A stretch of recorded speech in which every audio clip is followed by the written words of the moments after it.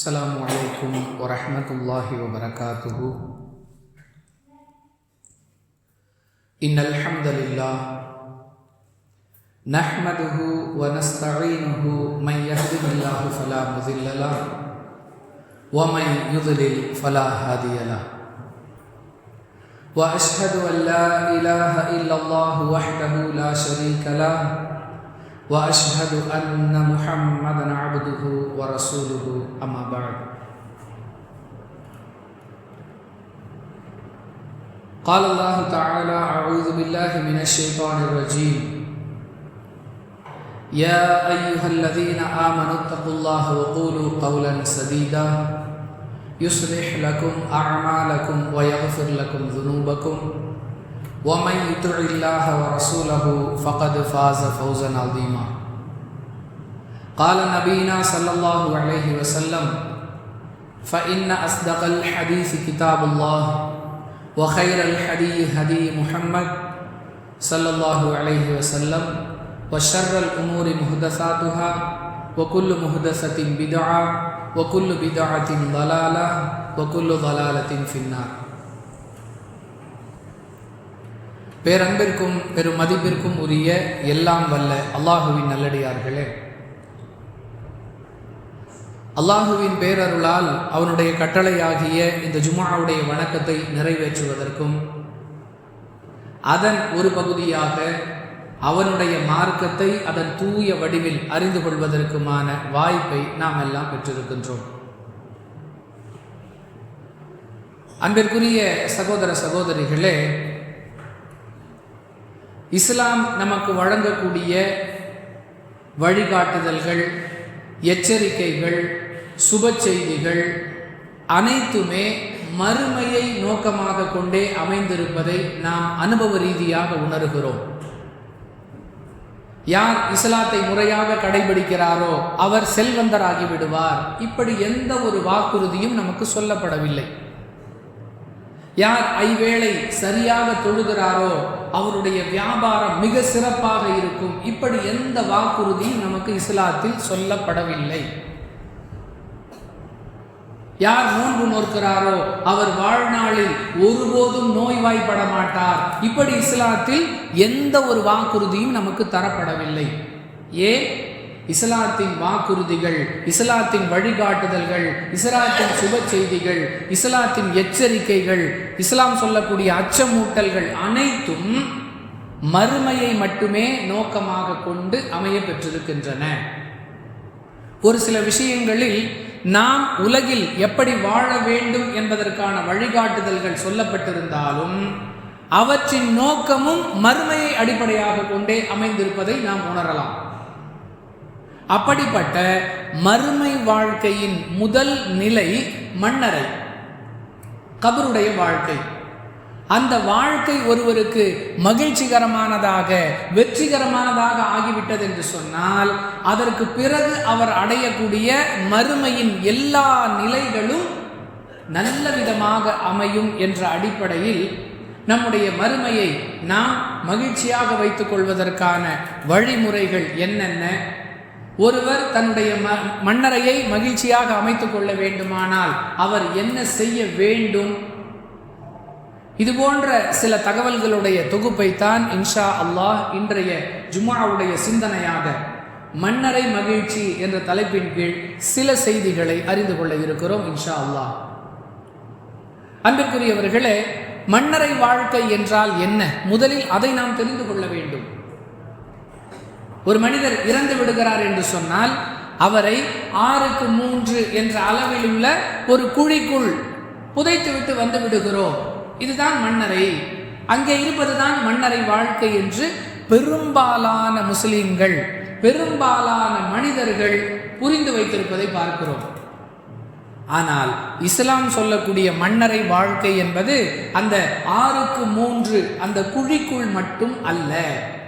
அது வெளிப்பார்வைக்கு ஒரு மனிதனுடைய உடலை புதைப்பதற்கான ஒரு ஏற்பாடு. உண்மையிலேயே மன்னரை வாழ்க்கை என்பதை அல்லாஹ் மறைவான ஒரு ஏற்பாட்டின் மூலம் தன்னுடைய வல்லமையை கொண்டு அமைத்திருக்கிறார். நாம் புரிந்து கொள்வதற்கு சொல்லுவதாக இருந்தால், ஒரு மனிதரை எரித்து விடுகிறார்கள். அவருக்கும் மன்னரை வாழ்க்கை இருக்கிறது. அவர் புதைக்கப்படவே இல்லையே, அவருக்கு எப்படி மன்னரை வாழ்க்கை? ஒருவர் நீரில் மூழ்கி மரணித்து விடுகிறார், அவருக்கும் மன்னரை வாழ்க்கை இருக்கிறது. அவரை எங்குமே புதைக்கவில்லையே, அவருக்கு எப்படி மன்னரை வாழ்க்கை இருக்கும்? வெடிகுண்டு விபத்து, விமான வெடி விபத்து, இது போன்ற காரணங்களால் அப்படியே கருகி சாம்பலாகி விடுகிறார்களே, அவர்களுக்கும் மன்னரை வாழ்க்கை இருக்கிறதே, அவர்கள் புதைக்கப்படவே இல்லையே. அப்படி என்றால் என்ன? மரணத்திற்கு பிறகு இருக்கக்கூடிய மறுமை வாழ்க்கையின் முதல் நிலை மன்னரை வாழ்க்கை என்று சொன்னால் ஒரு குறிப்பிட்ட இடத்தில் இருப்பது அல்ல, ஒரு குறிப்பிட்ட ஸ்டேஜ், ஒரு நிலையை குறிக்கக்கூடிய வாசகமாகத்தான் இஸ்லாம் மன்னரை வாழ்க்கை என்பதை சொல்லுகிறது. ஏன் இந்த அடிப்படை என்று சொன்னால், இதை புரிந்தால்தான் அடுத்தடுத்து உள்ள நிகழ்வுகளை நம்மால் உள்வாங்கிக் கொள்ள முடியும். எனவே மன்னரை வாழ்க்கை என்பது வெறும் 6க்கு 3 ஒரு பள்ளத்திற்குள் இல்லை, அது அல்லாஹ்வுடைய ஏற்பாட்டின்படி ஒரு விதமான வாழ்க்கையாக, ஒரு விதமான நிலையாக அது அமைக்கப்பட்டிருக்கிறது. அன்பானவர்களே, ஏன் மன்னரை வாழ்க்கையில் மகிழ்ச்சிக்காக முயற்சி செய்ய வேண்டும்? அப்படி முயற்சி செய்யவில்லை என்றால் அது மிக மோசமானதாக ஆகிவிடும். எனவே மன்னரை வாழ்க்கையை மகிழ்ச்சியாக வைத்துக் கொள்வதற்கு நாம் முயற்சி செய்ய வேண்டும். அன்பானவர்களே, புகாரியில் இடம்பெறக்கூடிய 1373வது ஹதீஸ், அஸ்மா ரலியல்லாஹு அன்ஹா அறிவிக்கக்கூடிய செய்தி. ஒரு முறை அல்லாஹுவின் தூதர் ஸல்லல்லாஹு அலைஹி வஸல்லம் அவர்கள் மக்களுக்கு அறிவுரை சொல்லிக் கொண்டிருக்கிறார்கள். அந்த அறிவுரையில் அல்லாஹ்வின் தூதர் அவர்கள் மனிதன் மண்ணறையில் அடையக்கூடிய சோதனைகளை பற்றி பேசுகிறார்கள். இதை கேட்ட மக்கள் தேம்பி தேம்பி அழ ஆரம்பித்து விட்டார்கள். அந்த அளவிற்கு மனிதன் மண்ணறையில் வேதனையையும் சோதனையையும் சந்திக்கக்கூடிய நிலை ஏற்படும். இதை விட்டு பாதுகாப்பு பெற வேண்டும் என்றால் நாம் மண்ணறையை மகிழ்ச்சியாக வைத்துக் கொள்வதற்குரிய வேலைகளை செய்ய வேண்டும். அன்பானவர்களே, திருமிதியில் இடம்பெறக்கூடிய 2308வது ஹதீஸ், பல முறை பல பயான்களில் நாம் எல்லாம் கேட்ட ஒரு ஹதீஸ்.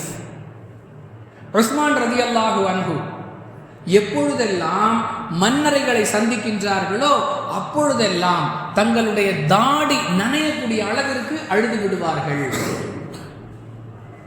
கூட இருக்கிற சஹாபாக்கள் கேட்கிறாங்க, ரசூலுல்லாஹி ஸல்லல்லாஹு அலைஹி வஸல்லம் அவர்களுடைய சபையில் சொர்க்கத்தை பற்றி நரகத்தை பற்றி பேசும் பொழுதெல்லாம் கூட நீங்கள் இப்படி அழுவதில்லை, ஆனால் மன்னரைகளை பார்த்தால் இப்படி அழுகிறீர்களே, இதற்கான காரணம் என்ன? உஸ்மான் ரலியல்லாஹு அன்ஹு அவர்கள் சொல்லுகிறார்கள், அல்லாஹ்வுடைய தூதர் ஸல்லல்லாஹு அலைஹி வஸல்லம் அவர்கள் சொன்னதை நான் கேட்டிருக்கிறேன். என்ன சொன்னாங்க? மனிதன் மறுமையில் சந்திக்கக்கூடிய முதல் நிலை மன்னரை. யார் அந்த மன்னரை என்கிற நிலையில் ஈடேற்றம் பெற்று விடுகிறானோ, யாருக்கு அந்த மன்னரை வாழ்க்கை மகிழ்ச்சியானதாக அமைந்து விடுகிறதோ, அவருக்கு அடுத்து வரக்கூடிய மறுமை நிலைகள் எல்லாம் எளிமையானதாக மகிழ்ச்சியானதாக ஆகிவிடும். மாறாக யாருக்கு இந்த மன்னரை வாழ்க்கை நெருக்கடியானதாக சிரமமானதாக ஆகிவிடுகிறதோ, அவருக்கு அடுத்தடுத்து வரக்கூடிய நிலைகள் எல்லாம் சிரமமானதாக ஆகிவிடும். மேலும் மண்ணறையில் நடைபெறக்கூடிய கோரமான காட்சிகளை விட மோசமான ஒரு காட்சியை நான் இதுவரை பார்த்ததே இல்லை என்று அல்லாஹ்வின் தூதர் ஸல்லல்லாஹு அலைஹி வஸல்லம் அவர்கள் சொன்னதை நான் கேட்டிருக்கிறேன். எனவேதான் நம்முடைய மன்னரை அப்படி ஆயிடக்கூடாதுங்கிற பயம் எல்லா மனிதருக்கும் வர வேண்டும். இந்த பயம், அதனால் நான் அழுகிறேன் என்று உஸ்மான் ரலியல்லாஹு அன்ஹு அவர்கள் சொல்லக்கூடிய செய்தி திருமிதியில 2308வது ஹதீஸில் பார்க்கிறோம். அன்பிற்குரியவர்களே, நாம் விளங்க வேண்டிய விஷயம் என்ன? மண்ணறையில் இப்படிப்பட்ட நெருக்கடிகள், இப்படிப்பட்ட சோதனைகள், இப்படிப்பட்ட சிரமங்கள் எல்லாம் இருக்கும். அதை விட்டு நாம் பாதுகாப்பு பெற வேண்டும் என்றால் நம்முடைய மண்ணறையை மகிழ்ச்சியாக வைத்துக் கொள்ள வேண்டும். ஒருவருடைய மன்னரை மகிழ்ச்சியாக அமைந்து விட்டால் அங்கு எப்படிப்பட்ட இன்பங்களை, எப்படிப்பட்ட சுகங்களை எல்லாம் அவர் காண்பார். அன்பானவர்களே, அல்லாஹ்வின் தூதர் ஸல்லல்லாஹு அலைஹி வஸல்லம் சொல்லி காட்டக்கூடிய செய்தி அஹ்மத் எனும் ஹதீஸ் தொகுப்பில் 17803வது ஹதீஸாக இடம்பெற்றிருக்கிறது. ஒரு மனிதர் மரணித்தவுடன் மக்கள் அவரை குளிப்பாட்டி கஃனிட்டு அவருக்காக ஜனாசா தொழுகை நடத்தி அடக்கம் செய்து விடுவார்கள்.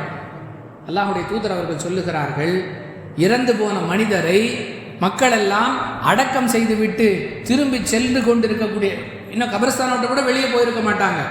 அதை உதாரணத்தோடு ரசூலுல்லாஹி ஸல்லல்லாஹு அலைஹி வஸல்லம் சொல்லுகிறார்கள், திரும்பி செல்பவர்களுடைய செருப்போசையை அந்த மையத் கேட்கக்கூடிய அந்த டிஸ்டன்ஸ் அவ்வளவுதான். அப்படி அடக்கிட்டு நடந்து போயிருப்பாங்க. அந்த குறுகிய இடைவெளியில் 2 வானவர்கள் வந்து அந்த இறந்து போன மனிதரை எழுப்பி உட்கார வைத்து அவரிடம் கேள்வி கேட்க ஆரம்பித்து விடுவார்கள். அன்பானவர்களே, அற்பமான உலகத்தில் நடைபெறக்கூடிய சில தேர்வுகளுக்கெல்லாம் மிக ரகசியமாக, மிக பாதுகாப்பாக அந்த கேள்வித்தாள், கொஸ்டின் பேப்பர் கொண்டு வரப்படுகிறது. பாதுகாக்கப்பட்ட, சீலிடப்பட்ட, ஆயுதம் ஏந்திய காவலர்களை கொண்டு அந்த கேள்வித்தாள் பாதுகாக்கப்படுகிறது. ஆனால் கபரில், மண்ணறையில் நமக்கு என்ன கேள்வி கேட்கப்படும் என்பதை ஆயிரக்கணக்கான ஆண்டுகளுக்கு முன்பு அல்லாஹ் தன்னுடைய தூதர்களை கொண்டு அந்தந்த சமுதாயத்திற்கு தெளிவுபடுத்திக் கொண்டே இருக்கிறார். கேள்வி சொல்லப்பட்டு அதற்கு என்ன பதில் சொல்ல வேண்டும் என்று வழிகாட்டப்பட்ட பிறகு கூட ஒருவர் மண்ணறையில் நட்டமடைவார் என்றால் அவரை விட நட்டவாளி உலகத்தில் யாருமே இருக்க முடியாது. அல்லாஹ்வுடைய தூதர் சொல்றாங்க, அந்த மனிதரை வானவர்கள் எழுப்பி உட்கார வைத்து அவரிடம் கேள்விகளை கேட்பார்கள். ஹதீஸில் 3 கேள்விகளுக்கு தான் ஆதாரங்கள் கிடைக்கின்றன. நிறைய பயான்கள்ல, மக்தபு மதரசாக்கள்ல, தபலீக் ஜமாத்தில், இங்கேயெல்லாம் கபரில், மண்ணறையில் என்னென்ன கேள்விகள்லாம் கேட்கப்படுங்கிறத சொல்லும் பொழுது நிறைய விஷயங்களை சொல்றாங்க. அதுக்கெல்லாம் ஆதாரம் இல்லை. 3 கேள்விகளுக்குத்தான் நமக்கு அல்லாஹ்வுடைய தூதர் ஸல்லல்லாஹு அலைஹி வஸல்லம் அவர்கள் மூலமாக ஆதாரங்கள் கிடைக்கின்றன. முதலாவது கேள்வி, உன்னுடைய ரப்பு யார்? யார் அல்லாஹுவை மட்டுமே ரப்பாக நம்பி ஏற்று செயல்படுத்தினார்களோ அவர்களுக்கு தான் இந்த பதில் சொல்லக்கூடிய வாய்ப்பு கிடைக்கும். அல்லாஹ் தான் எங்களுடைய ரப்பு. அரசாங்க பட்டியலில் முஸ்லீமாக இருப்பவர்கள் ஒரு சாரார், அல்லாஹுடைய பட்டியலில் முஸ்லீமாக இருப்பவர்கள் இன்னொரு சாரார். யார் இந்த கேள்விக்கு பதில் சொல்லுவார்கள் அப்படிங்கிறத நீங்களே தெரிந்து கொள்ளலாம். வெறும் சாதி சான்றிதழில் மட்டும் முஸ்லீம், லப்பை, மரைக்காயர், ராவுத்தர், தகினி, பட்டான், ஷேக், பெய்க் இப்படியெல்லாம் போட்டு வச்சிருக்கிறாங்க. அவங்க பதில் சொல்லுவாங்களா? அரசாங்க பட்டியலில் மட்டும் இல்லாமல் அல்லாஹ்வின் பட்டியலிலும், அதாவது அல்லாஹ் விரும்பக்கூடிய, அல்லாஹுவால் தேர்வு செய்யப்பட்ட முஸ்லிம்கள்னு சிலர் இருப்பாங்கல்ல, அவங்க இந்த கேள்விக்கு பதில் சொல்வார்களா? தெளிவாக விளங்கிக் கொள்ளலாம். அல்லாஹுவின் பார்வையில் யார் முஸ்லீமாக வாழ்ந்தார்களோ அவர்களால் தான் பதில் சொல்ல முடியும். அல்லாஹ் தான் எங்களுடைய ரப்பு. நானும் நீங்களும் இந்த கேள்விக்கு இப்படி ஒரு பதில் சொல்ல வேண்டும் என்றால் வாழும் காலத்தில் நாம் நம்மை அல்லாஹுவின் பார்வையில் முஸ்லீமாக ஆக்கிக் கொள்ள வேண்டும். அரசாங்க பட்டியலோடு நிறுத்தி விடாமல். அடுத்து கேட்கப்படும், உன்னுடைய மார்க்கம் எது? யார் இஸ்லாத்தை தன்னுடைய வாழ்க்கை பாதையாக ஏற்று செயல்படுத்தினார்களோ அவர்கள் சொல்லுவார்கள், என்னுடைய மார்க்கம் இஸ்லாம். அவங்களுக்கு தான் அந்த பதில் வரும். மூன்றாவதாக அன்பிற்குரியவர்களே, ரசூலுல்லாஹி ஸல்லல்லாஹு அலைஹி வஸல்லம் அவர்களை எடுத்து காட்டி, இந்த மனிதரை பற்றி நீ என்ன நினைக்கிறாய்? முஹம்மதுவை பற்றி நீ என்ன நினைக்கிறாய்னு கேட்க மாட்டாங்க. எவ்வளவு நுணுக்கமாக அல்லாஹ் இந்த ஏற்பாட்டை செய்கிறான்.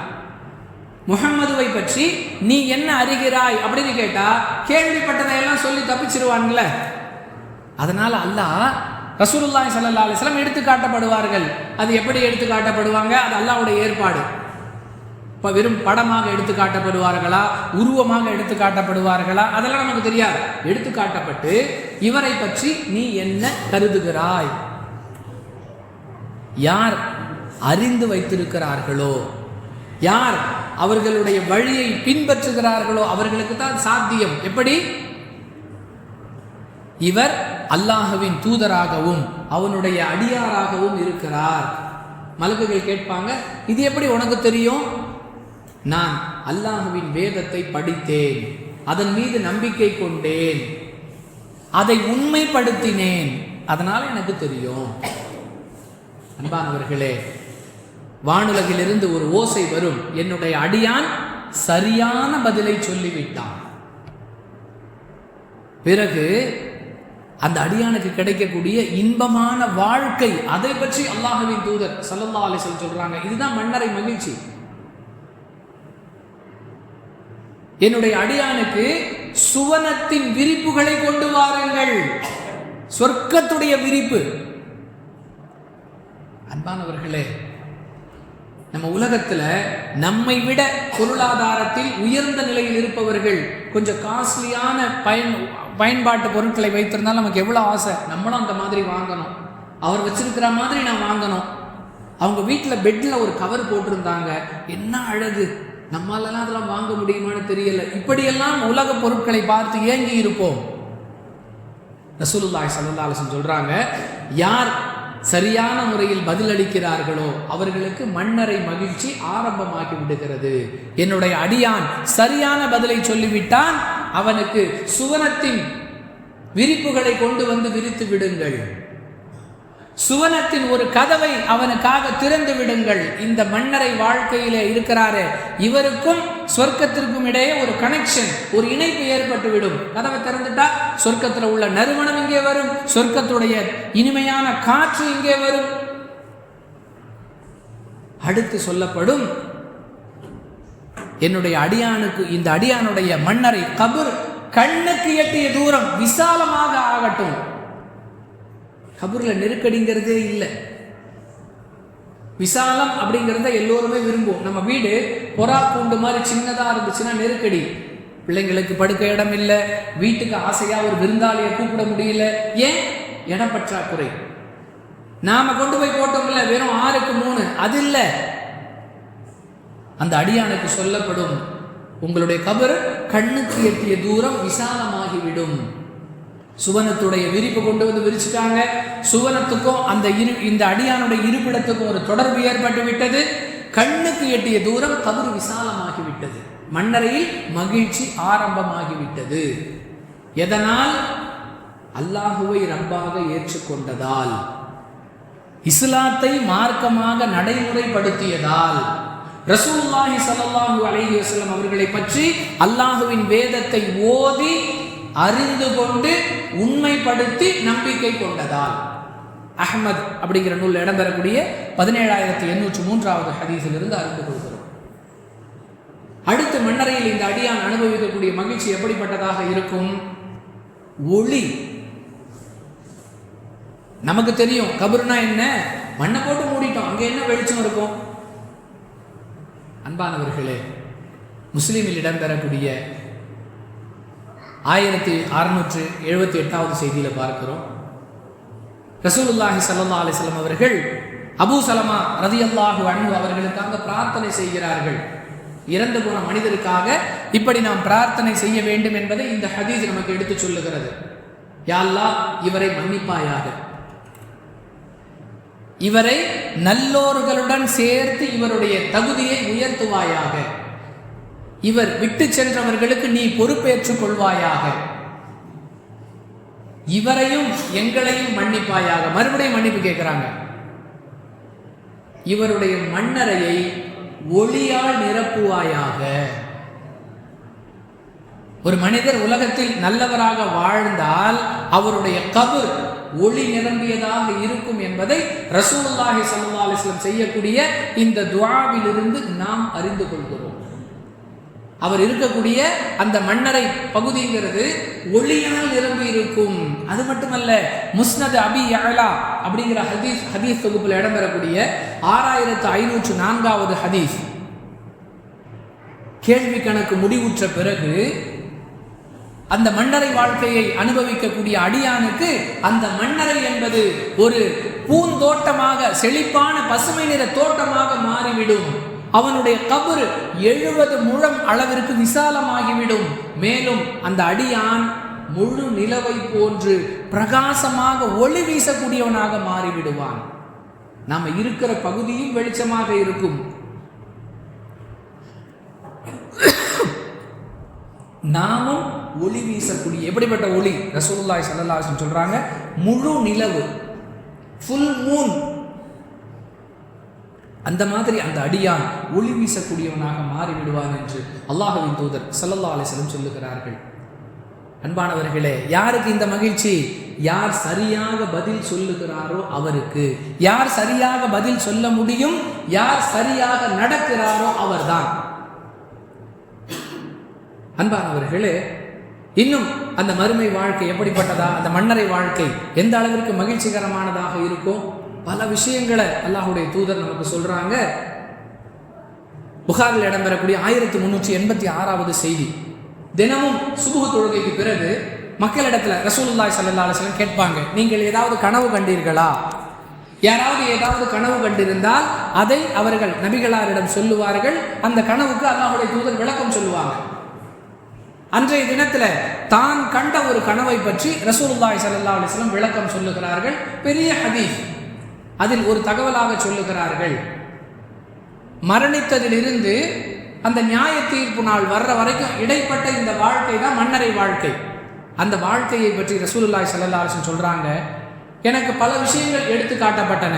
அதில் ஒன்றாக நான் ஒரு வீட்டை பார்த்தேன், ஒரு குடியிருப்பு, ஒரு மாளிகை. அது எப்படிப்பட்டதாக இருந்தது என்று சொன்னால், இதுவரை என் வாழ்நாளில் நான் அப்படிப்பட்ட ஒரு வீட்டை பார்த்ததே இல்லை. அந்த வீட்டில் சிறுவர்கள் இருந்தார்கள், முதியவர்கள் இருந்தார்கள், ஆண்கள் இருந்தார்கள், பெண்கள் இருந்தார்கள். என்னை அழைத்து சென்ற அந்த மாணவர்களிடத்தில் நான் கேட்டேன், இது யாருக்குரிய வீடு என்று. இது முஸ்லிம்கள், முஃமின்களுக்குரிய வீடு என்று எனக்கு பதில் சொல்லப்பட்டது. உலகில் வாழும் காலத்தில் சரியான முஸ்லீமாக, சரியான முஃமினாக நாம் நம்முடைய வாழ்க்கையை அமைத்து கொண்டால், நம்முடைய மன்னரை வாழ்க்கை நம்மை மகிழ்விக்கக்கூடிய அளவிற்கு, சந்தோஷப்படக்கூடிய அளவிற்கு மாளிகை நிறைந்ததாக, மாளிகை வசிப்பிடமாக ஆக்கப்படும். எத்தனை பெரிய பாக்கியம்! அன்பானவர்களே, புகாரில் இடம்பெறக்கூடிய 1379வது செய்தி, ஒருவர் மன்னரை வாழ்வில் தான் தங்க போகிற சொர்க்கம் அவருக்கு எடுத்து காட்டப்படும் என்று அல்லாஹ்வுடைய தூதர் சொல்றாங்க. மறுமை நாளில் நியாய தீர்ப்புக்கு பிறகு நீங்கள் இந்த இடத்தில் தான் தங்க போகிறீர்கள் என்று இவர் தங்கக்கூடிய அந்த சொர்க்கம் இவருக்கு காட்சி தந்து கொண்டே இருக்கும். எவ்வளவு நிம்மதி! எனக்கு ஒரு விஷயம் முடிஞ்சிருச்சு, நாளை காலை பயணம் செய்ய வேண்டும், அல்லது 15ஆம் தேதி பயணம் செய்ய வேண்டும், இன்று 2ஆம் தேதியே நம்முடைய டிக்கெட் கன்ஃபார்ம் ஆகிவிட்டது என்று சொன்னால் ஒரு பெரிய பெருமூச்சு. அல்ஹம்துலில்லாஹ், பயணத்தை பற்றி கவலை இல்லை, இப்போ ரெடி ஆகிறது மட்டும்தான் வேலை. ஏன்? டிக்கெட் கன்ஃபார்ம் ஆகிவிட்டது. அற்பமாக சென்னையிலிருந்து மதுரை வரை, ஆம்பூரிலிருந்து பெங்களூரு வரை ஒரு ரயில் பயண டிக்கெட் கன்ஃபார்ம் ஆனதற்கே நாம் சந்தோஷப்படுகிறோமே, மண்ணறையிலேயே சொர்க்கம் உனக்கு உறுதியாகிவிட்டது, அது இதுதான் என்று எடுத்து காட்டப்பட்டால் அந்த மன்னரை வாழ்க்கை எந்த அளவிற்கு மகிழ்ச்சியானதாக இருக்கும்? அல்லாஹ்வுடைய தூதர் சொல்லி காட்டுறாங்க புகாரில 1379வது ஹதீஸ்ல. அன்பானவர்களே, தூக்கம் இது மனிதனுக்கு எந்த அளவிற்கு தேவை? ஒரு நோயாளி மருத்துவரிடம் சென்று வைத்தியம் செய்கிறார், மருத்துவம் செய்கிறார், அவருக்கு மருந்து மாத்திரை கொடுக்கப்படுகிறது, ஊசி போடப்படுகிறது. எல்லாவற்றிற்கும் மேலாக நல்ல ரெஸ்ட் எடுங்க. எந்த விதமான உடல் கோளாறாக இருந்தாலும் மருத்துவர்கள் சொல்லக்கூடிய ஆலோசனை, கொஞ்சம் ஓய்வெடுங்க. ஓய்வே பாதி மருத்துவம். அந்த ஓய்வுடைய பிரதான அம்சம் தூக்கம். ஒருத்தருக்கு ஒழுங்கா தூக்கம் இல்லைன்னு சொன்னா பல வகையான பிரச்சனைகளை அவர் அனுபவித்துக் கொண்டிருக்கிறார். யார் ஒரு திட்டமிட்டு தன்னுடைய ஓய்வு நேரத்தை அமைத்துக் கொள்கிறாரோ அவர் பெரும்பாலான பிரச்சனைகளிலிருந்து தப்பித்துக் கொள்கிறார். அந்த அளவுக்கு தூக்கம்ங்கிறது மனிதனை நிம்மதி அடைய செய்யக்கூடிய ஒரு அம்சம். மண்ணறையில கேள்வி கணக்கு முடிந்த பிறகு அந்த அடியானிடத்தில் வானவர்கள் சொல்லுவார்களாம், நீ நிம்மதியாக உறங்கு, நல்லபடியா தூங்கு. அந்த அடியான் சொல்லுவானா, எனக்கு கிடைச்சிருக்கக்கூடிய இந்த பாக்கியங்களை பற்றி நான் என்னுடைய குடும்பத்தாருக்கு சொல்ல வேண்டும், எனவே என்னை திருப்பி அனுப்புங்கள், நான் இப்படிப்பட்ட பாக்கியங்களை எல்லாம் பெற்றுக்கொண்டேன் என்று சொல்லிவிட்டு திரும்ப வந்து விடுகிறேன், என்னை அனுப்புங்க. மலக்குகள் சொல்லுவாங்க, அமைதியா தூங்குப்பா. இந்த அடியான் கேட்பான், என்னை அனுப்புங்க, நான் பெற்றிருக்கக்கூடிய இந்த சுகங்களை பற்றி என் குடும்பத்திட்ட சொல்லிட்டு நீங்களும் ஒழுங்கா நடந்தீங்கன்னா இதெல்லாம் கிடைக்கும்னு சொல்லிட்டு நான் திரும்ப வந்துடுறேன். மலக்குகள் சொல்லுவார்களாம், நியாய தீர்ப்பு நாள்ல அல்லாஹ் உன்னை எழுப்பும் வரை நீ இங்கு நிம்மதியாக தூங்கு. எப்படி சொல்லுவாங்களாம்? புது மாப்பிள்ளை தூங்குவதை போன்று தூங்கு என்று சொல்லுவார்களாம். சொல்லிவிட்டு ரசூலுல்லாஹி ஸல்லல்லாஹு அலைஹி வஸல்லம் சொல்றாங்க, புது மாப்பிள்ளையை யார் அவரிடத்தில் நெருக்கமானவராக இருக்கிறாரோ அவரை தவிர வேறு யாராவது எழுப்ப முடியுமா? புது மாப்பிள்ளைய புது கொண்டாட்டி எழுப்பினால் மட்டும்தான் கோபப்பட மாட்டார், வேறு யாராவது எழுப்பினால். எவ்வளவு அழகாக மனித மனம் புரிந்து கொள்ளக்கூடிய வகையில் மன்னரை மகிழ்ச்சியை அல்லாஹ்வின் தூதர் ஸல்லல்லாஹு அலைஹி வஸல்லம் விளக்கி சொல்லுகிறார்கள். அப்படியே நிம்மதியா திருமதியில் இடம்பெறக்கூடிய 991வது ஹதீஸ்ல மன்னரை மகிழ்ச்சிக்கு தூக்கம் உதவியாக இருக்கும்னு அல்லாஹ்வுடைய தூதர் சொல்லக்கூடிய செய்தியை பார்க்கலாம். அன்பானவர்களே, இதெல்லாம் யாருக்கு கிடைக்கும்? இவ்வளவு விஷயங்கள் சொல்லப்பட்டிருக்கு, இதெல்லாம் யார் பெற்றுக்கொள்ள முடியும்? அல்லாஹ்வுடைய தூதர் சொல்றாங்க, இறை நம்பிக்கையாளர், சரியான முஃமினாக ஒருவர் வாழ்வார் என்று சொன்னால் அவர் இந்த பாக்கியத்தை பெற்றுக்கொள்வார். எது இஸ்லாமிய வாழ்க்கை என்று நமக்கு சொல்லப்பட்டிருக்கிறதோ அந்த வாழ்க்கையை ஒருவர் வாழ்வார் என்று சொன்னால் அவருக்கு இந்த பாக்கியங்கள் கிடைக்கும். சொல்லிட்டு அல்லாஹ்வுடைய தூதர் திருக்குர்ஆனுடைய 14வது அத்தியாயம் 27வது வசனத்தை ஓதி காட்டுறாங்க. ஒரு அடியான் அவன் கொண்டிருக்கக்கூடிய கொள்கையின் காரணமாக அவனை கொண்டு அல்லாஹ் இம்மையிலும் மறுமையிலும் பலப்படுத்துகிறான்.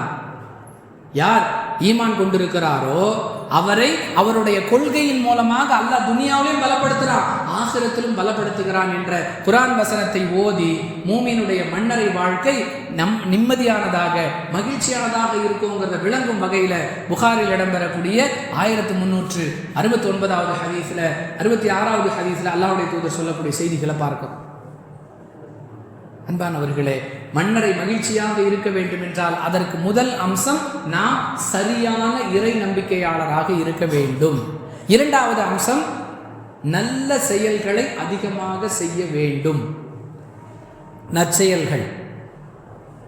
அன்பானவர்களே, பெரும்பாலான மனிதர்களிடம் நல்ல அமல்களுடைய பஞ்சம் பற்றாக்குறை இருப்பதை பார்க்கிறோம்.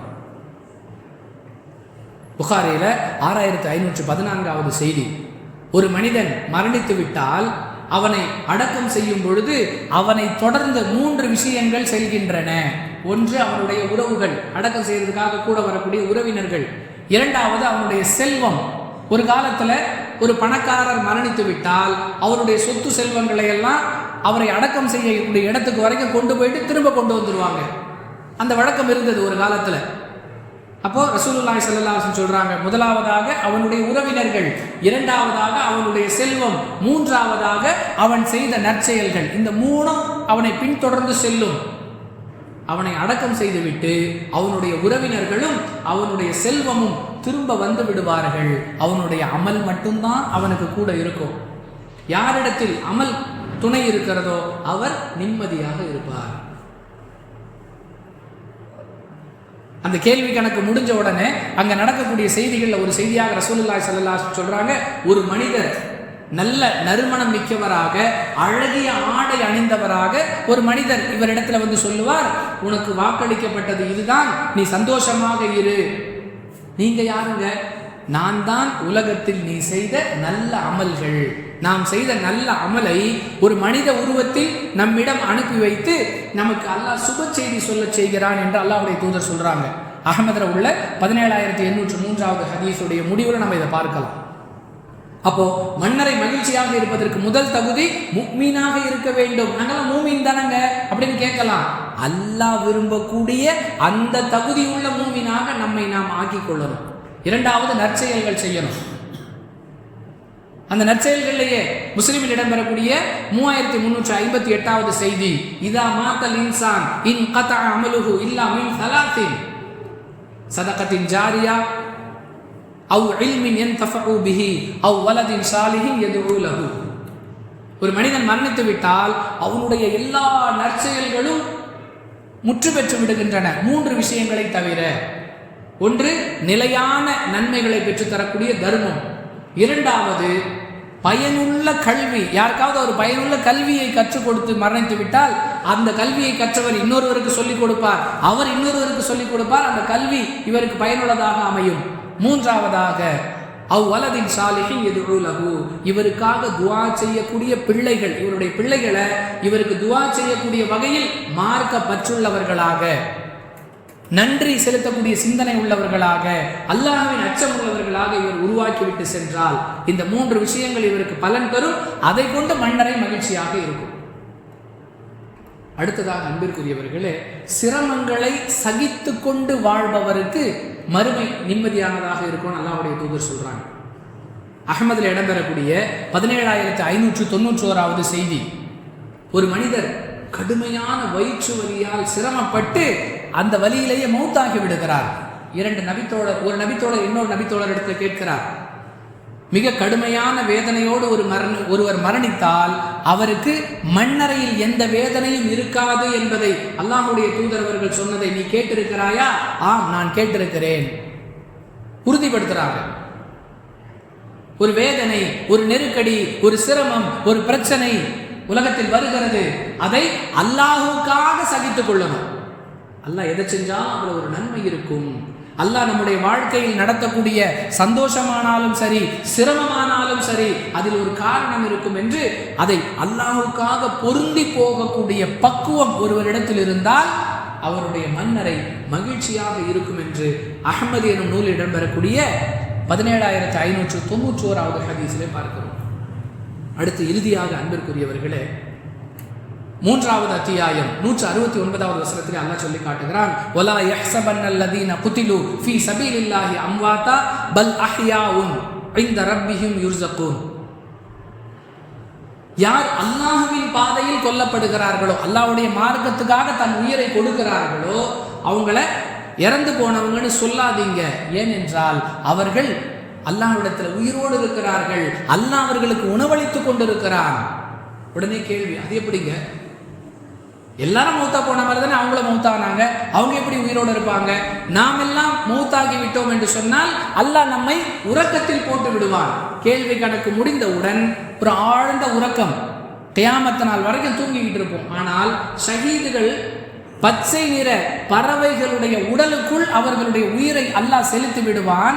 அவர்கள் அந்த சொர்க்கச்சோலைகளில், சொர்க்கச்சோலைன்னு சொன்னா கேள்வி பதிலுக்கு பிறகு இருக்கக்கூடிய சொர்க்கச்சோலை அல்ல, கபருடைய வாழ்க்கை, மன்னரை வாழ்க்கையில் இருக்கக்கூடிய சொர்க்கச்சோலைகளில் சந்தோஷமாக விரும்பியதை சாப்பிட்டு மகிழ்ச்சியோடு சுத்தி கொண்டிருப்பார்கள். அல்லாஹ்வுடைய அரிசின் கீழ் இருக்கக்கூடிய அந்த கூண்டுக்குள் அவர்கள் ஓய்வெடுப்பார்கள். இது ஷஹீதுகளுக்கு மட்டும் உள்ள அந்தஸ்து. அதனால் அவங்கள மௌத்தானவங்கன்னு சொல்லாதீங்கன்னு அல்லாஹ் சொல்லி காட்டுறான். இதை புகாரில் இடம்பெறக்கூடிய 3834வது ஹதீஸில் பார்க்கிறோம். அன்பானவர்களே, கபருன்னு சொன்னா எல்லாரையும் போய் அடக்கம் பண்ணும்பொழுது நம்ம கபரஸ்தானை பார்ப்போம், அதுதான் கபருக்கும் நமக்கும் உள்ள உறவு அப்படின்னு நம்ம நினைச்சிட்டு இருக்கிறோம். அன்பானவர்களே, அது ஒரு நீண்ட நெடிய வாழ்க்கை. அது நெருக்கடியானதாக இருக்க வேண்டுமா அல்லது நிம்மதியானதாக இருக்க வேண்டுமா என்பதை தேர்வு செய்யக்கூடிய வாய்ப்பை அல்லாஹ் நம்மிடத்தில் கொடுத்திருக்கிறார். நாம் அதை முறையாக பயன்படுத்தி நம்முடைய மன்னரையை மகிழ்ச்சியாக ஆக்கிக் கொள்வதற்கு நம்முடைய ஈமானை வலுப்படுத்துவோம், நல்ல அமல்களை அதிகமாக செய்வோம், நமக்கு வரக்கூடிய சிரமங்களை அல்லாஹுக்காக பொருந்திக் கொள்வோம், நம்மால் இயன்ற அளவிற்கு மார்க்கத்திற்காக நம்மை தியாகம் செய்வோம், மன்னரையை மகிழ்ச்சியாக ஆக்கிக் கொள்வோம். வாஹிரு தஅவானா அனில் ஹம்துலில்லாஹி ரப்பில் ஆலமீன்.